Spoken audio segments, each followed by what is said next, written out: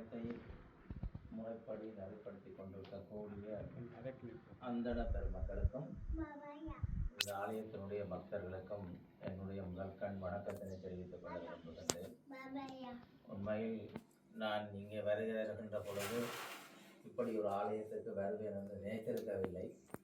ஆனால் அது எனக்கு ஒரு நல்ல சந்தர்ப்பமாக இந்த வாய்ப்பை நீங்கள் தந்திருக்கின்றீர்கள். எல்லாம் வல்ல இறைவனுடைய பாதங்களை பணிந்து உங்களுக்கு என்னுடைய நன்றியினை தெரிவித்துக் கொள்ளுகின்றேன். என்னுடைய குலதெய்வம் பிள்ளையார்.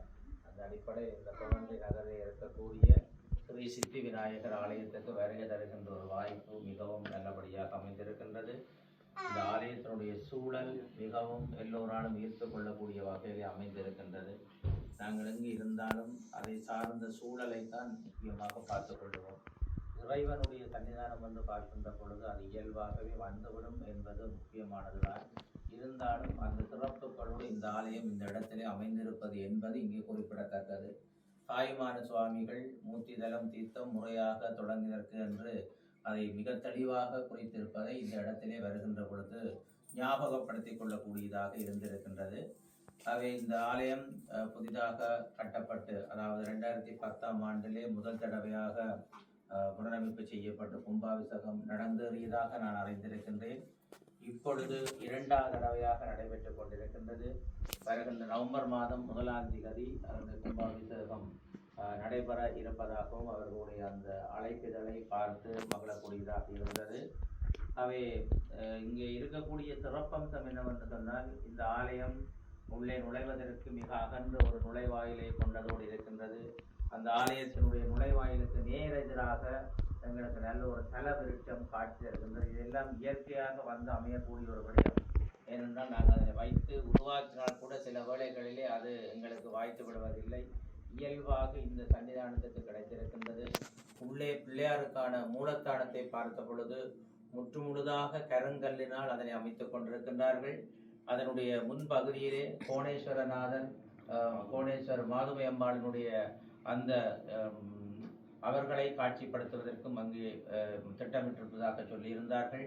அதனுடைய ஆலயத்தினுடைய இரு பகுதிகள் பின்பகுதி எல்லாவற்றிலும் சன்னிதானங்கள், அவையும் முழுமையாக கருங்கல்லினால் தான் அமைக்கப்பட்டிருப்பது என்பது ஒரு சிறப்பான விடயமாக இருக்கின்றது. அதனை விட ஆலயத்தினுடைய உட்பகுதியினுடைய மேல் பகுதியிலே 2 பக்கமும் பிள்ளையாருடைய 32 அவதாரங்களையும் அப்படியே வெளிப்படுத்துவதாக இருக்கின்றது. அவை நான் நினைக்கிறேன், எந்த விதமான விஷயமும் தெரியாதவர்கள் கூட இந்த ஆலயத்துக்கு வந்தால் இந்த விநாயக பெருமானுடைய அவதாரங்கள் எத்தனை, அவை எவை என்பதை கண்டுகொள்ளக்கூடியதாக, உணர்ந்து கொள்ளக்கூடியதான வகையிலே அமைக்கப்பட்டிருக்கின்றன.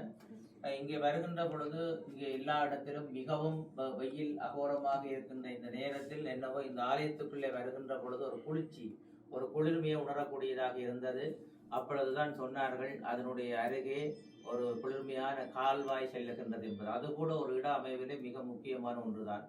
அவை நாங்கள் எப்பொழுதுமே சொல்லுவார்கள், இறைவனை அருளாட்சி செய்யக்கூடிய வகையிலே அருட்டுவிக்க வேண்டும் என்று சொல்லுவார்கள். அதனைத்தான் எங்களுடைய அந்தண பெருமாக்கள் எங்களுக்காக செய்து கொண்டிருக்கின்றார்கள்.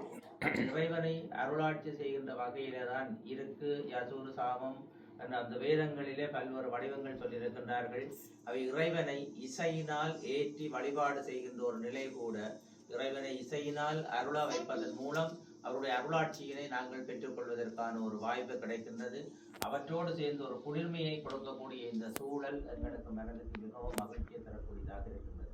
அதைவிட இங்கே உள்ளே வருகை தந்த பொழுது பார்த்தேன், இந்த இடத்திலே இவ்வளவு பேர் வருகை தந்திருப்பது என்பது பெரிய விஷயம் இல்லை. என்றால் ஆலயத்துக்கு அடியவர்கள் வருகை தந்த போது என்பது வழக்கம். ஆகவே அந்தணர்கள் தங்களுடைய மந்திர உபதேசங்களை செய்வார்கள், பக்தர்கள் கைகூப்பி வணங்குவது வழக்கம். ஆனால் இங்கே அவர்கள் பாடுகின்ற பாடல்களை எல்லோரும் சேர்ந்து பாடுகின்ற ஒரு சிறப்பு அம்சத்தை இங்கே கண்டுகொள்ளக்கூடியதாக இருந்தது. அது உண்மையில் மிகவும் பாராட்டக்கூடிய ஒரு வரவேற்கத்தக்க விடயம். ஏனால் முற்காலத்தில் கூட்டமாக இருந்து இறைவனை வழிபடுகின்ற பொழுதுதான் பாராயணம், தேவார திருமுறை பாராயணங்களை அறிமுகம் செய்திருந்தார்கள்.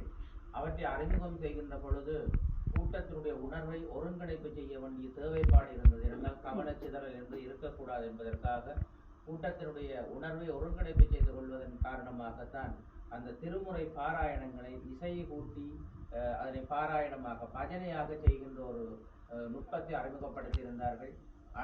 அதுதான் பிற்காலத்திலே வளர்ச்சியடைந்து இன்றைக்கு அனைத்து ஆலயங்களிலும் ஒரு பஜனையாக நடைபெறுகின்றது. பக்தர்கள் பல ஆயிரக்கணக்கான மைல் தூரத்துக்கு அப்பாலே இருக்கின்ற ஆலயங்களை நோக்கி யாத்திரை செய்கின்ற பொழுதிலும் கூட அவர்கள் கூட்டமாக பஜனை செய்து கொண்டு செல்லுகின்ற பொழுது அவருடைய உணர்வுகள் ஒன்று இருப்பது மட்டுமல்ல, அவர்களிடத்தில் இருக்கக்கூடிய அந்த களைப்பு சலனம் எதுவுமே தெரியாத ஒரு புத்து உணர்ச்சியை தரக்கூடியதாக அங்கே இருக்கின்றது. அவை அந்த அடிப்படையில் எல்லோரும் பாராயணம் செய்து இந்த இறைவனுக்குரிய அந்த பாடல்களை பாடியிருப்பது என்பது ஒரு மிகச் சிறப்பான அம்சமாக நாங்கள் அவதானிக்கக்கூடியதாக இருந்தது.